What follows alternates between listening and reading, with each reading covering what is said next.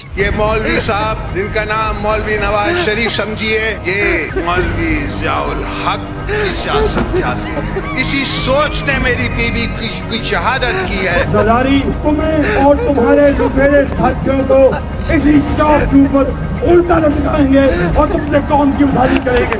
इस मुगल बादशाह को हम नहीं छोड़ेंगे। दर बाबा और 40 चोरों से अपनी लूटी हुई दौलत वापस इनके पेटों से निकाल कर आपके कदमों में निछावर करेंगे। ये कौमी चोर, ये अवाम का चोर, ये धरती पे बहुत नासूर हो चुका है और हम ऐसे दरिंदे को बर्दाश्त नहीं कर सकते। इस ज़रदारी को लाड करना, कराची, पेशावर और लाहौर की सड़कों पे नाम घसीटा तो मेरा नाम जवान देंगे। इस मुल्क को खतरा और किसी से नहीं है, ये जाती उमरा के मुजीबुर रहमान इनसे खतरा है। मेरा वादा है कि एक एक पाई इनकी लूटी हुई आपकी दौलत वापस लाऊंगा, आपके कदमों में निछावर करूंगा। आपने हमेशा हमारे पीठ में सुरा घोंपा है, इस दफा हम आपके फैलावे में नहीं आएंगे। सरदारी साहब, पहले आप अपनी करप्शन का तो कौम को हिसाब दें। आपसे सुलह नहीं होगी, आपसे जंग ही रहेगी। आप तैयार हो जाएं